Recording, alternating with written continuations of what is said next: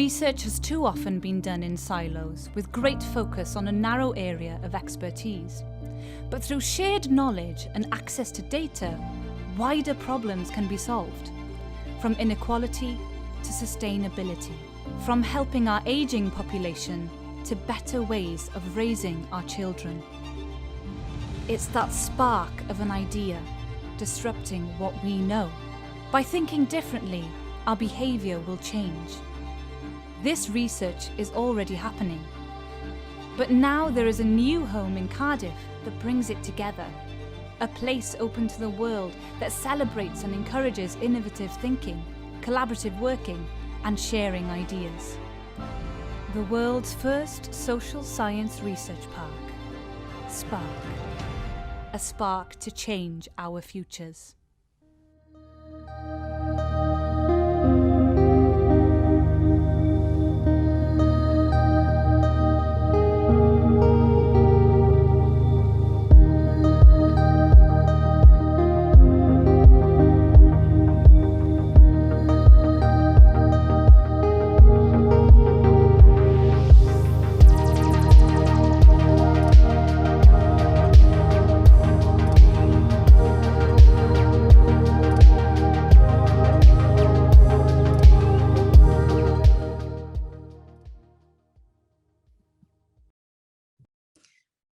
Good morning, everyone. My name is Kate Sunderland, and I'm one of the business development managers within the CPD unit at Cardiff University. It's really great to have you joining us this morning. Thank you so much for attending. So this session this morning on data science is quite early on in our summer school, which is running for 2 weeks and featuring 14 different sessions provided by the university's research centres and institutes. So we've got a really broad range of topics being covered in the summer school, from today's session on data science to things around the power of collaboration, the mysterious world of semiconductors, things around the creative economy, and that's just to name a few. Just a little bit about the summer school before we start this morning. So this was something that we started back in 2020, not long after the start of the lockdown. And the idea came about as a way of trying to provide something useful to industry and third and public sectors at a time where kind of face-to-face courses and conferences were being cancelled. But the summer school's kind of been really well received. And so this is something that we've continued to run annually and hopefully for many more years to come. Whilst we just wait for the last few people to arrive, I'll briefly go through some basic housekeeping. Just a quick reminder that this session is being recorded and being made available on the CPD unit's YouTube channel, along with all the sessions from this year's summer school and from previous summer schools. So it means that you can re-listen to the session if you should you wish, or you can have a look at all the other interesting sessions on there that might be of interest. And please tell colleagues and spread the word. In terms of IT issues, if you have any technical issues during the session, such as sound, etc., then please feel free to make use of the chat feature, and either myself or my colleague Jess will try to do our best to assist you with that. And if your Wi-Fi drops out, then just reuse the link provided and we'll readmit you. It's not a problem. In terms of Q&A, so we have a couple of different presenters for this session this morning. So firstly, Alex Balinksy from the Cardiff School of Maths is going to talk a little bit about how data science can be applied to help solve the challenges of the modern world. And as an example, he's going to be talking about how research at Cardiff University has significantly improved security of printing and network environments. So that sounds really interesting. And then we're really grateful to have Debbie Cooper and some colleagues from the university's strategic partner, the Office for National Statistics, who are going to talk a little bit more about the opportunities that are available to help upskill and reskill in this field. So really encourage questions from you this morning. It'd be great to get your thoughts and for you to participate in that way. And I'm thinking probably the most sensible option is probably to pause and take some questions at the end of Alex's session, and then again at the end of Debbie's session. So please make a note of what you want to ask and then post your questions in the Q&A chat feature. Finally, just a quick reminder about some feedback as well. I mentioned that we've been running this program annually, and kind of a really important part of finding out what's beneficial to you is to kind of get your thoughts and comments on the summer school. So we'll be sending out a short online questionnaire at the end of the summer school, which is the end of next week, and we'd be really grateful if you would spend a couple of minutes just kind of completing that. That would be really helpful. Thank you. So I think that's more than enough from me.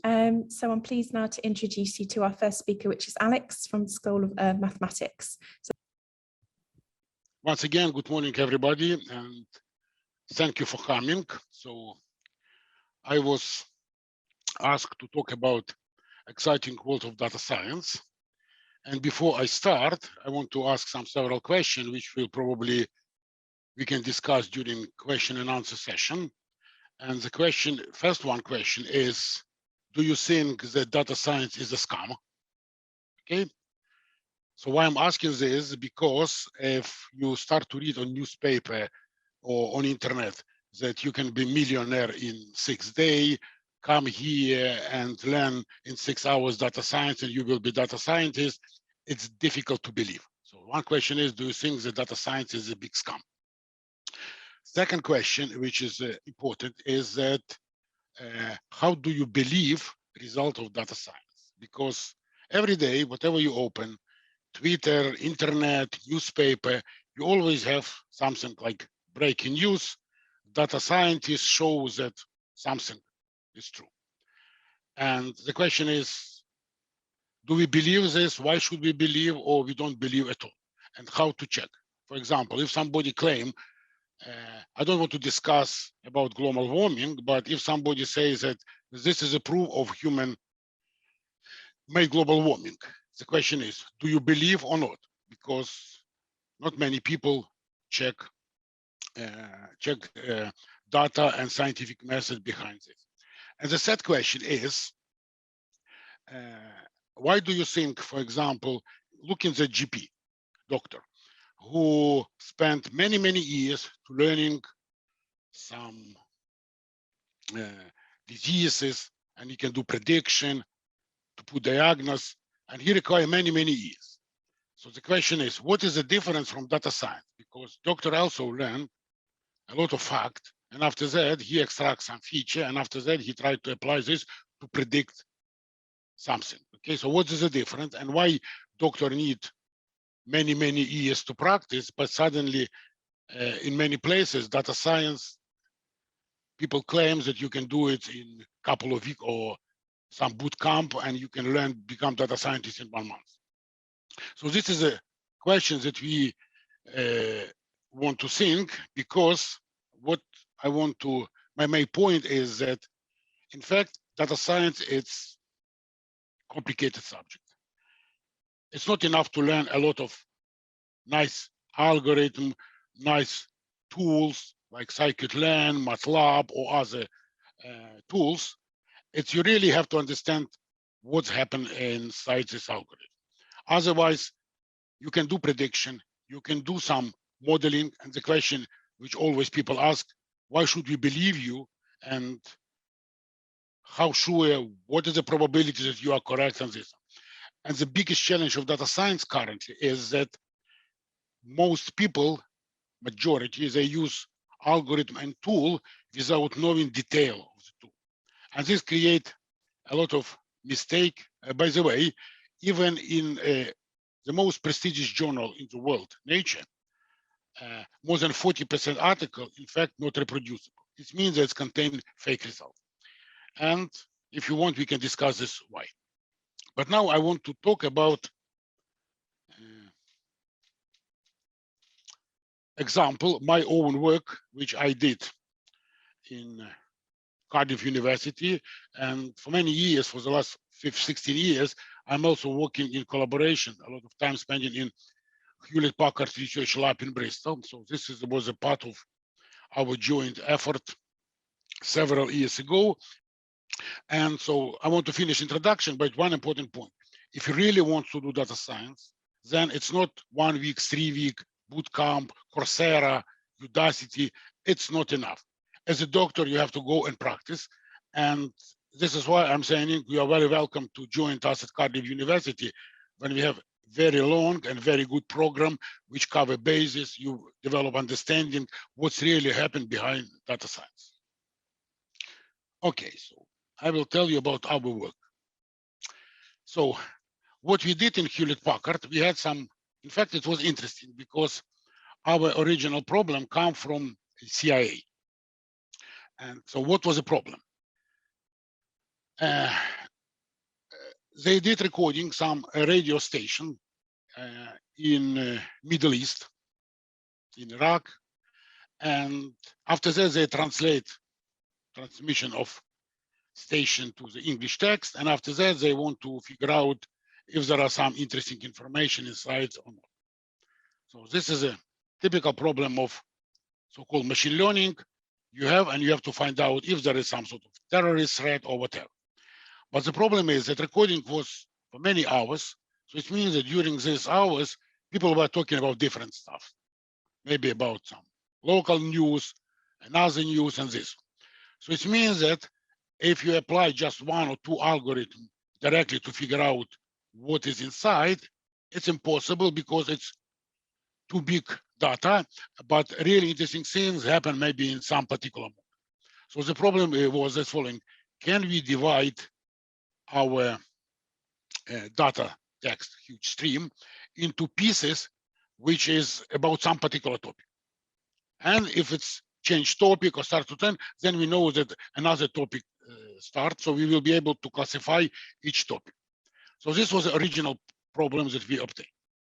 It's called data segmentation. And also at the same time, very similar problem was with Hewlett-Packard printers, because when people print, when printer communicate with network, it's create log file. From the point of view security, we can't put really antivirus, anti-malware program software inside a printer because it doesn't have enough computer power. So what was the task is, whatever we're looking in the log file of printer, if something happened unusual, we want to be alerted.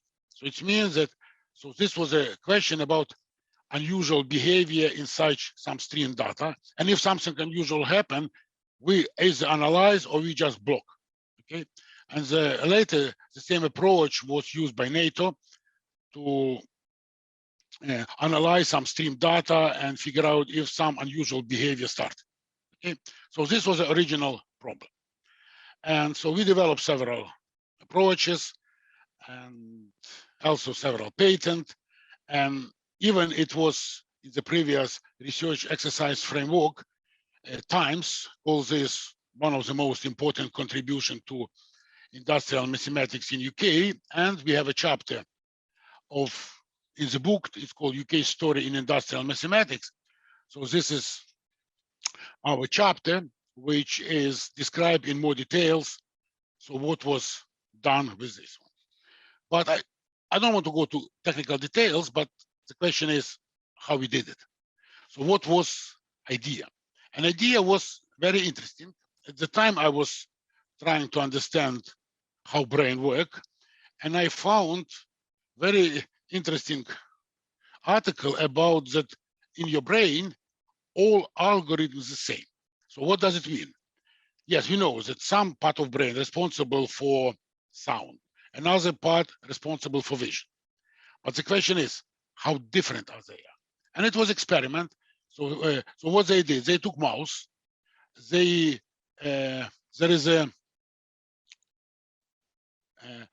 is some nerve connection going from ear to this auditory cortex. So they remove this, they cut this connection, and the next they reconnect nerve from eye to this region. Okay, so it means that they reconnect vision to the part of the brain which is responsible for audio. And it's turned out that in a couple of days, the animal will be able to see with this part of the brain.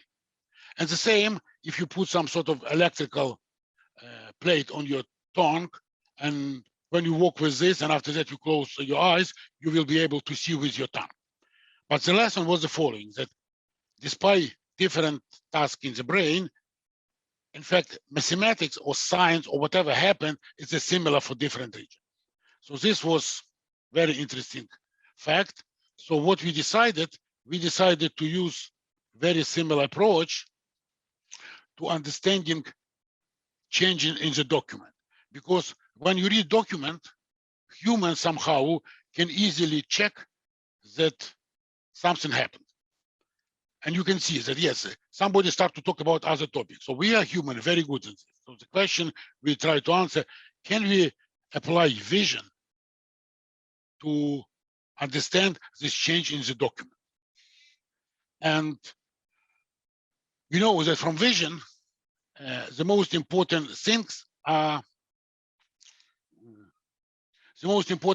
is edges, because how you see object, and after that another object, because there is a sharp change, also called edges, when another color, another property, texture start. So it means that human vision, it's fantastic in finding these changes. So we started to think, can we use this same ability how we use in vision to start to understand when in data stream or inside document topic change?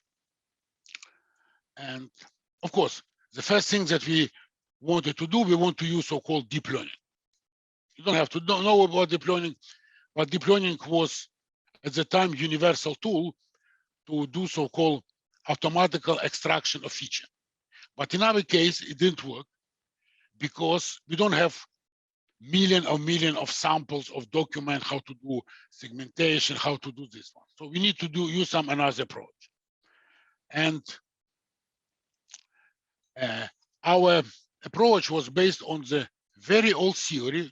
It's more than 100 years old. It's called Gestalt theory in computer vision and human perception.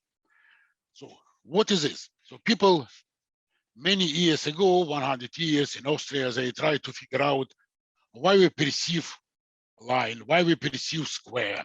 So what's so special in our brain that we perceive some object? And at the time, people developed so-called Helmholtz principle. It was pure, how it's called, general principle, which tell us that if something that has a very small probability to happen in noise, then human perceives it.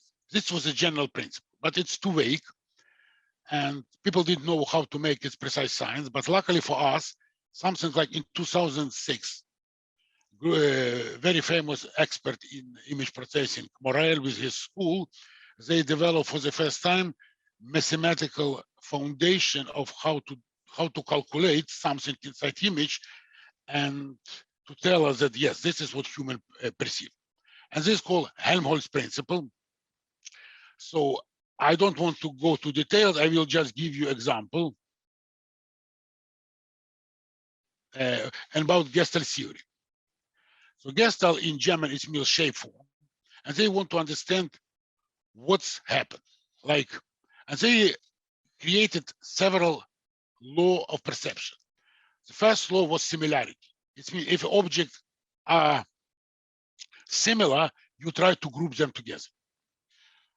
Proximity. If you have some bunch of objects and another object, and they are far from each other, but they're close to each other, somehow our human perception combines them into the group.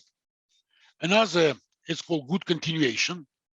And for example, when you see this picture of the dot, picture number 3, and you see that some dot follow a continuous line.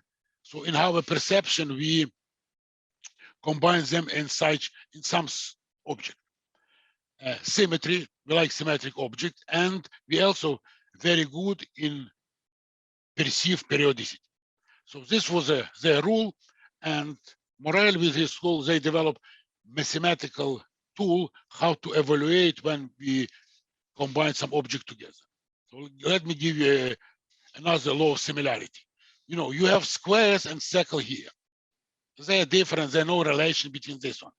But somehow you immediately perceive line, vertical line. There is a first vertical line, second vertical line, third, and so on. Despite the fact that in fact there is no vertical line, there is a just bunch of circle and square, but because they organize in together and similar objects, we try to group together. And this is, by the way, basic of many illusion. This is how human perceive. And because text and document created by human, and when you read document, you also use your vision.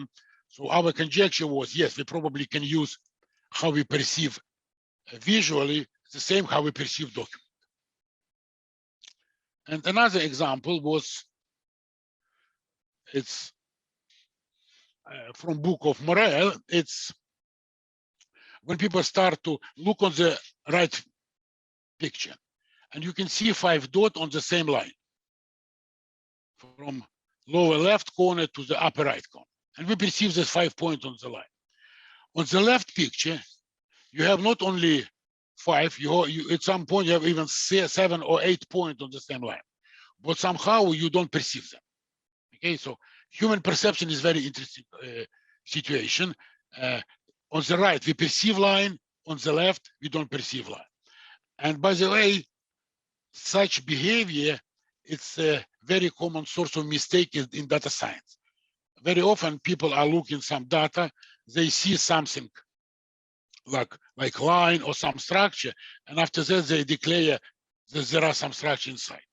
But in fact, what happens, they don't have enough data. So when you add additional data, then you don't see any pattern in this one. And the famous example was when people start to look in different locations of Stonehenge in Britain, and when they mark position of the first 10 on their list, they found that they follow some particular line.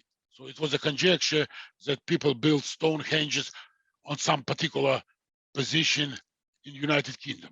But if you add another location of all other Stonehenge, you see that there is no pattern.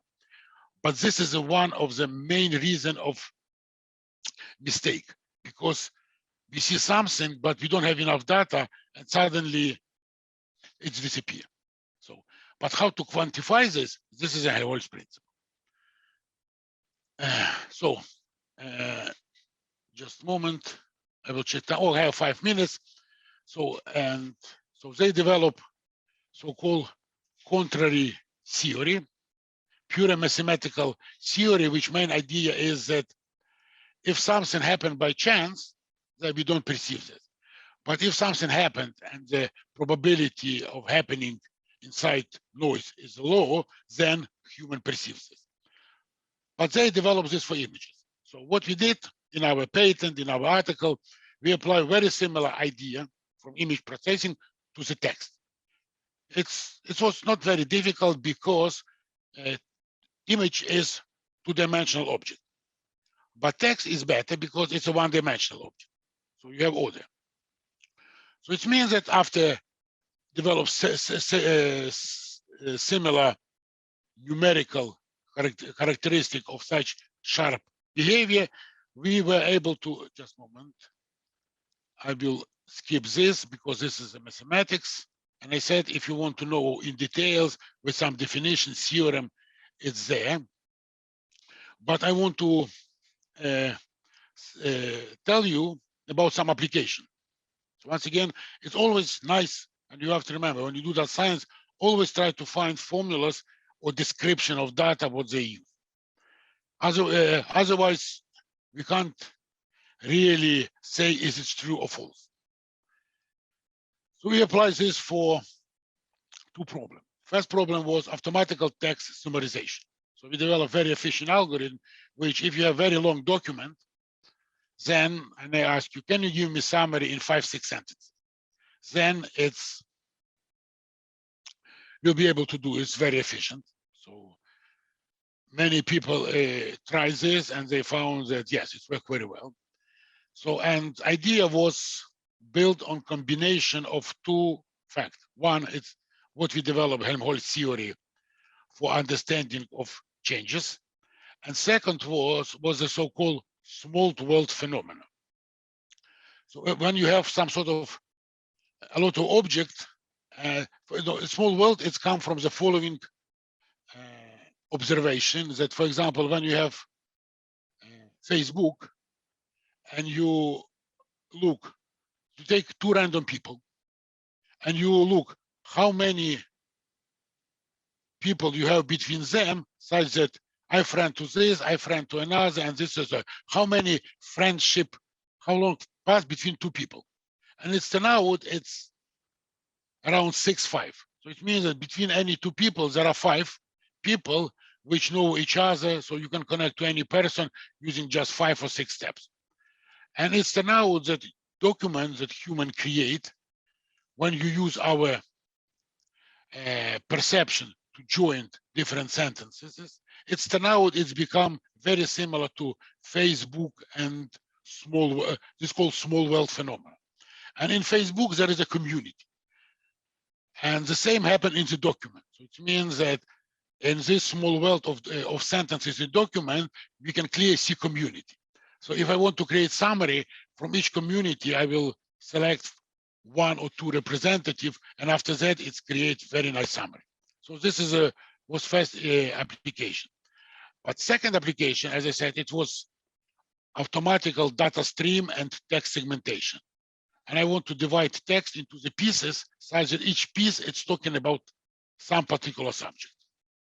So what we did, we put our sentences and we look into the gap between them, and we want to calculate how important this gap to keep document coherent.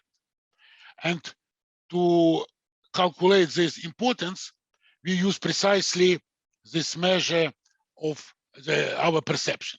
So roughly speaking, in image, you see that one object, and after that, sharp change to another object. And we can quantify this change. And the same happen in document. We can quantify when in some gap between sentences, there is a drop in the connection between sentences. After developing this, I will give you example. So what we have, this green line was our score for some particular long documents, like 400 sentences. And when we calculate this for each gap between them, 400 gaps, we calculate this, how important this gap is to keep document coherent, we obtain green line.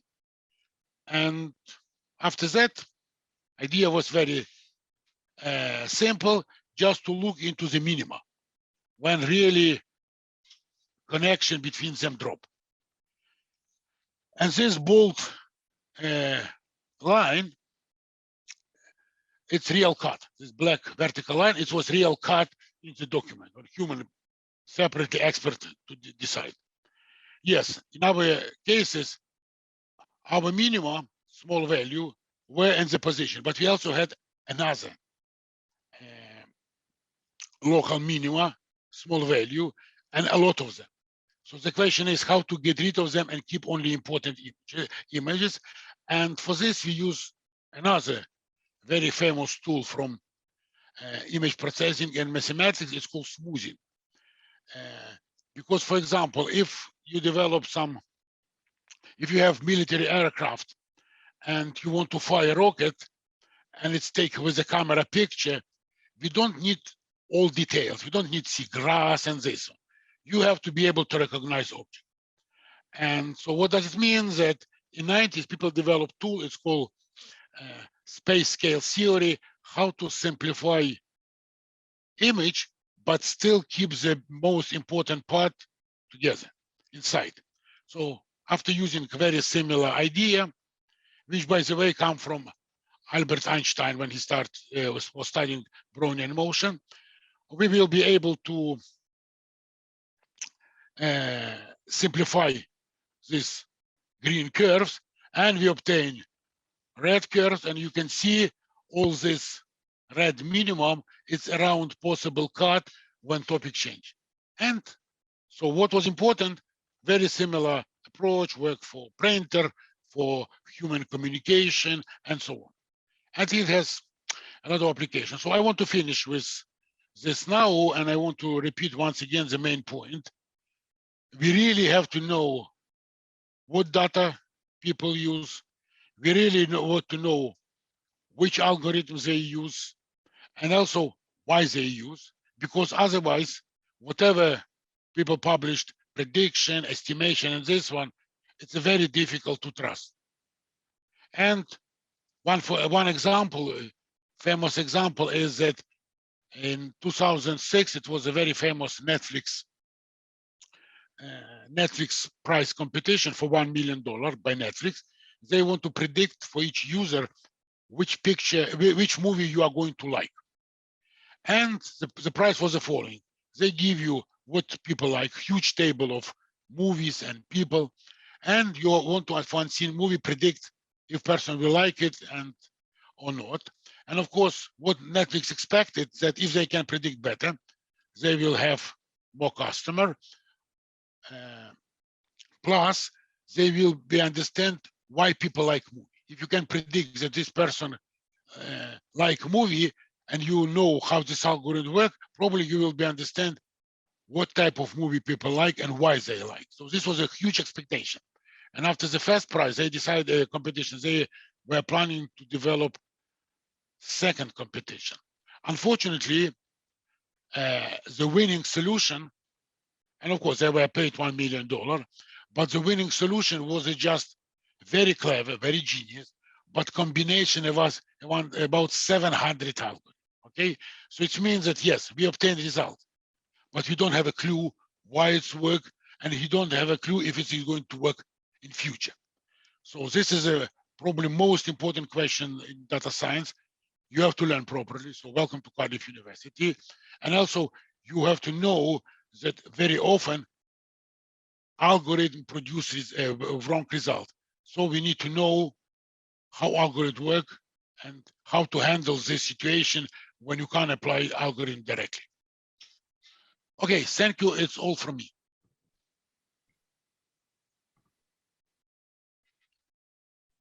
Okay, thank you very much, Alex. That was really interesting. So I think kind of what you were saying was you were kind of looking at patterns and data to come up with a formula that then's applied to kind of help sort of identify threats, in this case to printing and security, but that concept can be applied to lots of different scenarios and situations. So I think we'd now like to move on to Debbie's session and colleagues, and it'd be great to hear a little bit more about the skills opportunities that are available in the sector. So thank you very much for joining us, Debbie. Over to you.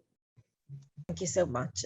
Right, so my name is Debbie Cooper. I'm head of advanced collaborative programs at the Data Science Campus at ONS, and I've also got Rebecca here joining us today, and Angela Watkins, also from ONS. Rebecca's a program manager on my team, and Angela is one of our MDataGov students who also works at ONS.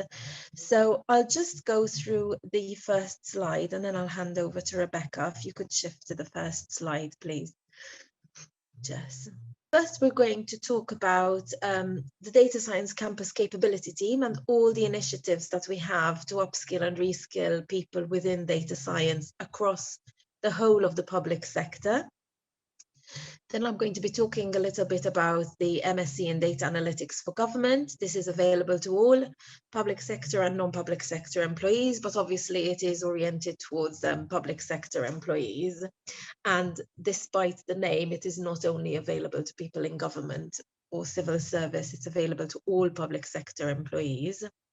And finally, we're going to have Angela Watkins as our MDataGov guest speaker. We did have another guest speaker, but unfortunately he wasn't able to make it at the last minute. So we should have more time for questions at the end. Right, Jess, if you can go to the next slide, please, and I'll hand over to Rebecca. No problem. Great, thank you, Debbie, and thanks, Jess. So as Debbie says, this is going to be an overview of the initiatives that are offered by the capability team within the Data Science Campus. I think the first thing to say is that this is an evolving range of programs. So it really just reflects our focus on using data to drive innovation for public goods, and that this changes on a regular basis in response to the needs of the public sector. So I'm going to give you an overview of what we're currently offering And I would say to look at our website if any of this is of interest to you and you'd like to find out more. This is a very brief introduction. Do go to the Data Science Campus website for any more information, or contact us. Our email address will be at the end of the presentation. So the Data Science Campus at ONS is at the heart of leading edge data science capability building with public sector bodies in the UK, but also abroad, as I'll come to in a moment. And so our aim is to equip analysts, people working in areas where data science is relevant, with the tools and techniques that they need to give them the capability to perform effectively in their roles. And we also work in partnership with a range of organisations to ensure that they have the capacity to develop their own data science skills in the long term. So it's really about building capability for people to go away and continue to build capability within their organisations as well. So we have a campus faculty within the capability team. They do a range of wonderful work, but one of the things is developing course content for data science skills for individual learners and also for public sector organisations. They have a range of resources available for remote learning these days, so really worth looking at that as well. We also have learning journeys, which are comprehensive training programs providing a clear route to develop skills, going from beginner through to advanced practitioner level. And so each journey presents a clear approach for becoming competent in the chosen data science specialism. Sorry, just to tell you where I am on the slide. So we're at the big blue box in the middle at the moment.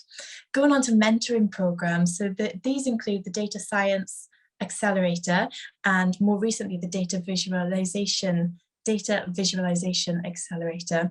These are both 3-month programs that are open to all UK public sector staff. And if successful in applying, you work on a project of your choice for 1 day a week over a 12-week period with the support of an experienced data science mentor. It's a very competitive program, but it's very rewarding. And as it happens, applications are open at the moment. They're open until the 7th of July. So again, details are on our website if that is of interest. The MSc Data Analytics for Government, also known as MDataGov, Debbie is going to talk about in a moment, so I won't say any more on that at this point. We also, as it says on the slide, support organisations. We do this by using a maturity matrix, amongst other things, to gauge current data science capability and then work with them to identify priorities and pathways to development. We're also working on developing a data science career framework, and the campus is actively involved in a cross-gov skills working group which champions progress in these areas. And moving on to the next box now, data science community. So we are a leading member of GDSP, the Government Data Science Partnership. And this includes managing the Gov Data Science Slack channel, which is a very active online data science community, again, open to public sector employees. We coordinate a range of community of interest events in response to the needs of the community. And we also are very actively involved in the Government Data Science Festival. We headed up coordination of it this year, which brings the public sector and academic data science community together via workshops, presentations, hackathons, and social spaces. We had a fantastic time with the festival this year. So again, do keep an eye out for that in future years. So for building expert knowledge through collaborations and partnerships, this is another area that Debbie and I are very actively involved in. We partner with a range of academic and commercial organisations for shared benefits in data science capability building. So this work includes things like MSc projects, PhD placements, and also expert level capability building for established data scientists, which is one of our newer initiatives. We also collaborate with third sector organisations and with NSIs around the world for the purpose of building public sector data science capability. And moving on now to our talent pipeline. Apologies for the speed that I'm doing this at, but I'm mindful that we have a lot to cover. So our talent pipeline, this includes a graduate programme, which is an opportunity for graduates to start a career in data science. It looks for talented individuals with a passion for data, so organisations can build their skills and help shape the future of data science in the public sector. So graduates on this programme will work at the heart of data science in the public sector, will join experienced teams of data scientists working in UK government departments and contribute towards projects with real world impact. So it's a fantastic programme. It doesn't provide a qualification at the end, but it does give the opportunity to take part in a 2-year learning pathway coordinated by our faculty that builds a wide range of relevant skills and knowledge. Also apprenticeships, so the campus has been very active in apprenticeships over the years, and now there is the opportunity to work at the heart of data science while studying for a BSc degree. So it's a degree apprentice that we focus on at the moment with a university in England and Wales. This gives a level 6 qualification, which enables eligibility to apply to be a badged member of the Government Statistician Group, GSG, upon completion. So this is a 3-year programme, and it's delivered either by York St John University in England or by Cardiff Met University in Wales. We are also in the early stages of looking into the possibility of level 7, so master's level apprenticeship, which would mirror some of the content of the MDataGov that Debbie will be talking about in just a moment. That's in the very early stages at the moment, so more on that in due course.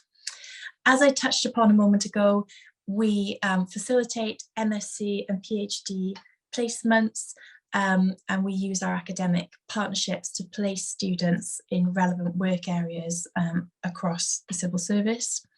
We're also actively involved in STEM outreach, so this is with schools and with colleges, in particular aiming to reach underrepresented groups. And then finally, just to touch on our data-driven leadership, we run a data masterclass for senior leaders, which is delivered by the Data Science Campus in partnership with 10 Downing Street Data Science team. So this aims to ensure that government has the skills to make better use of data by building data literacy in senior leaders across UK government, and also devolved administrations and the wider public sector. It runs over 6 to 10 hours for 3 weeks and is designed to fit in with busy schedules. So on completion, senior leaders will have gained the skills to create and support a data culture in their organisation. Again, this is one of our more recent initiatives, but one that there is an awful lot of demand for and that is receiving excellent feedback. So that is just a very brief overview of the capability team. Do please ask us questions later on in this session. We'll be very happy to answer them. Thanks. Thanks, Rebecca. Right, Jess, would you mind going on to the next slide, please?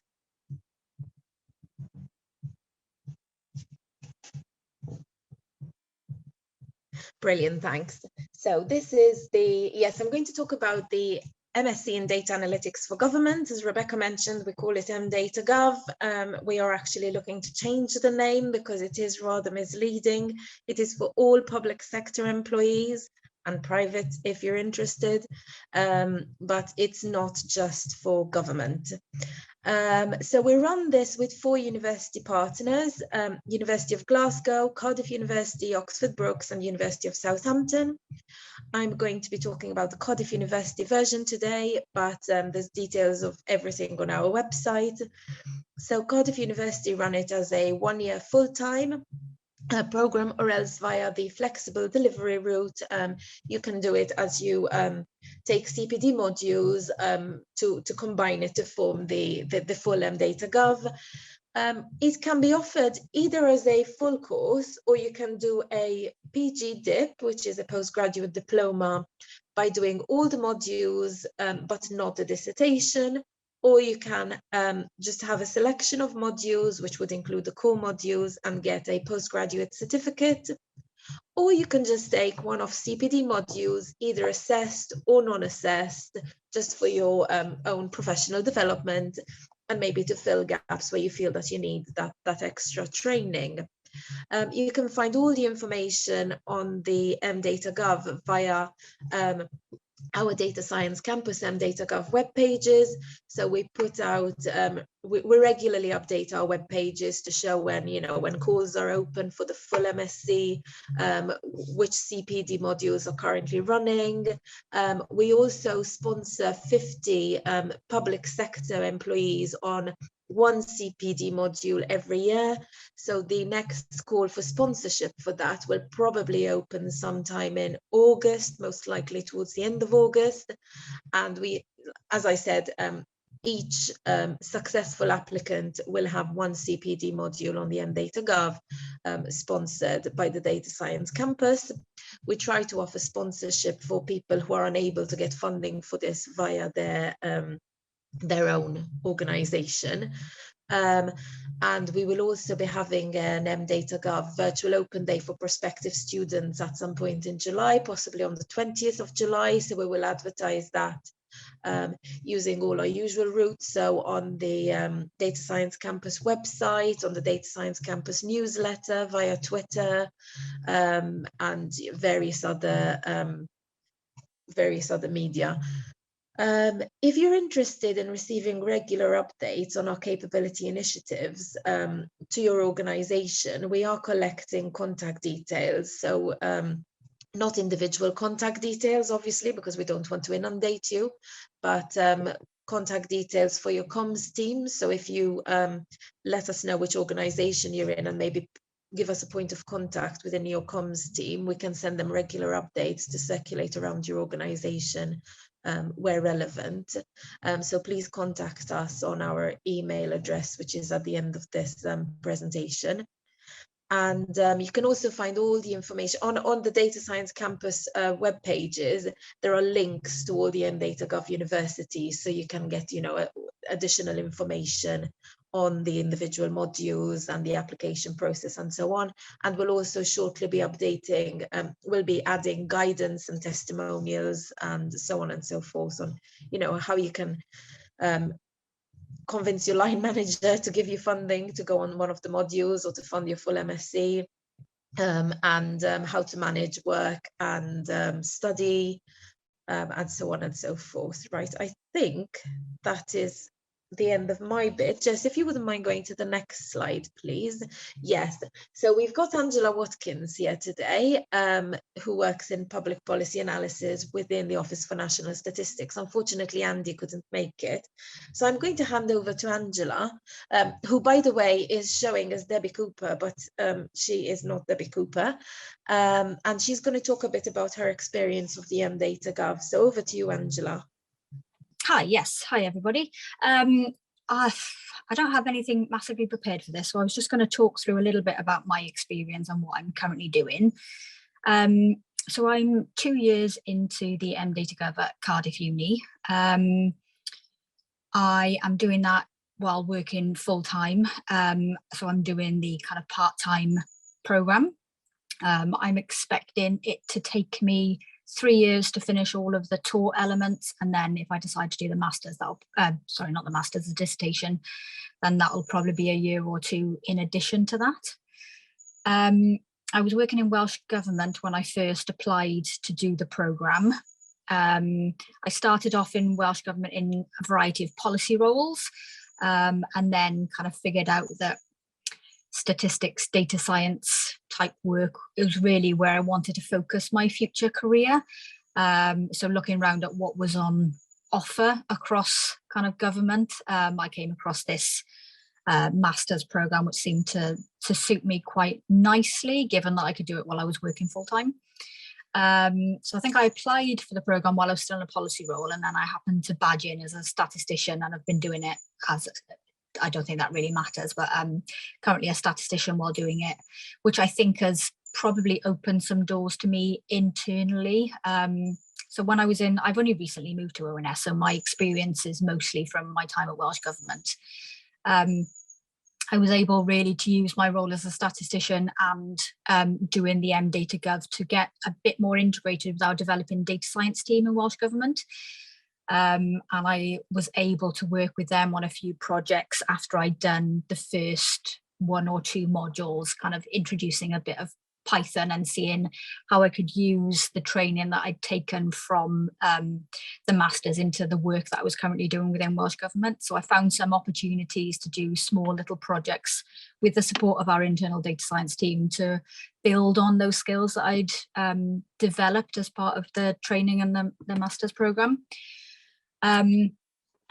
So So I've done 2 years. I'm now in ONS. As I'm very new, I've not found the opportunity really to build on that in my current role, but I am looking to do so. And I think people knowing that you're doing the data science masters, I think provides an opportunity to have the conversation with other people who are in your organisation who might be interested in it. I've got some links with other people that are doing the programme as well, and we've built up a little network. And I think it's a nice community and a nice space to be able to kind of, given that it's a part-time programme, you're not in it with all the other students who are doing the same modules. So it can be a bit difficult sometimes to get that kind of wider network. So doing it as part of the civil service and getting that community of other students in the civil service who are doing it as well has been really nice. I think I'll probably leave it there. I'm aware that it's almost 12 o'clock. So if anyone's got any questions about my experience or anything like that, I'm very happy to answer. Thank you so much, Angela. That was brilliant. Right, yes, happy to take any questions. That email at the bottom is my team's email address. So happy to take any questions after today, or like I said, if you're interested in receiving updates and would like us to start regularly contacting your comms teams, we will send out regular updates with when, you know, applications for different things open up and what initiatives we're running. But yes, does anyone have any questions?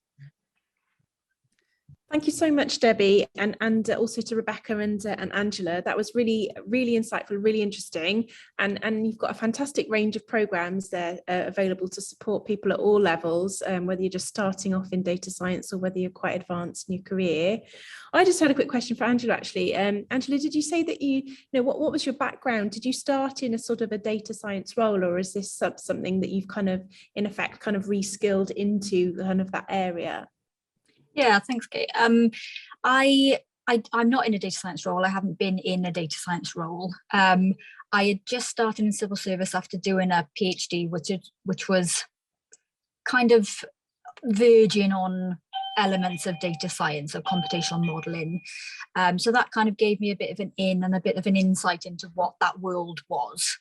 And then after working in a variety of policy roles, I realized what I like to do was kind of the data analysis side of things, and I wanted to be able to do something innovative, and I knew the data science world enough that that's what I wanted to look into. But I'm still not a data science now. That's something I will look to move into kind of when I finish the master's program, probably once I've got a bit more confidence in the area, really. Yeah, but no, I didn't come from that background. That's really interesting. And, you know, I think a lot of people are thinking about kind of changing careers or kind of reskilling, and, you know, these kind of as new areas of work coming through all the time, and you know, potentially then the CPD modules gave you an opportunity to sort of dip your toe in the water a bit and see whether you liked it, and then have a go and see whether, you know, your interest grew from there. Is that sort of a true representation of how you sort of felt with the modules? Yes, that's pretty much it. I think it also gave me a bit of back in to be able to push to do some elements of my current work that could be done in Python or using innovative skills. So like, okay, well, I'm supported to do this master's. I've got the skills, now let me show you, rather than just saying, I want to do this, you know. So it was a bit of an academic back in to be able to push forward some of my ideas in my work. That's great. Yeah, no, that's super. Thank you so much. I'm really conscious of the time. I think it's 12 o'clock now. I can't see that we've got any questions from the panel, so I think I'll draw things to a close. But thank you to everyone who's participated today. It's been a really interesting session. Thank you very much for attending as attendees as well. And I'll sign off now. Okay, thank you. Bye-bye.